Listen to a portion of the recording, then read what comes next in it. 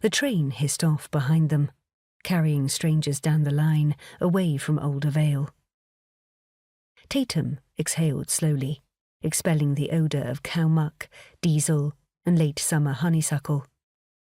So far, so dreadful.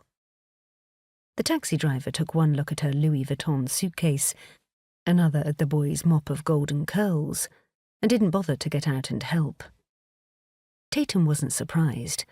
Alder Vale had never been big on red carpets. "Come on, baby," she murmured, hitching her bag over one shoulder and curling her free hand around Louis's small fingers. He didn't speak, but squeezed back. That was enough. The ride through the village took 6 minutes and roughly 10 years off her life. The bakery was still there, smug and pastel and overpriced.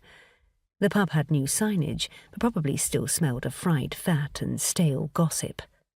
And every second hedge seemed to twitch as the taxi passed, like the town itself was peeking out from behind the plantation shutters to clock the prodigal daughter's return. Her old home, if you could call it that, loomed at the top of Alder Rise, all angles and beige brick and glass.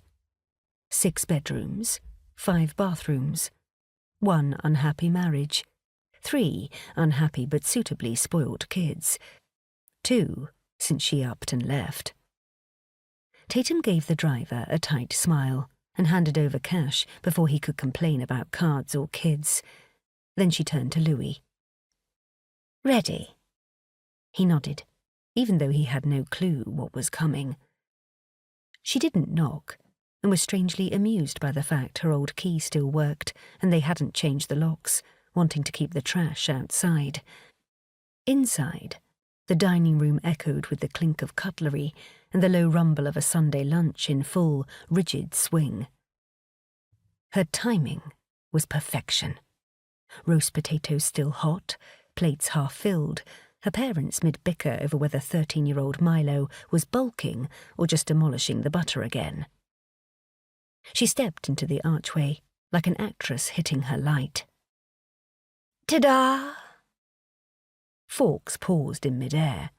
Mother dearest, Portia, impeccable, ageless, and wearing an apron that probably cost more than Tatum's entire outfit, made a sound somewhere between a gasp and a choke. Neil, her father, turned crimson so fast it looked painful. Oscar, 15 going on serial killer, muttered, "Jesus," under his breath. Milo, not missing a beat, popped another potato into his mouth. Tatum smiled, bright as chrome. "Surprise,"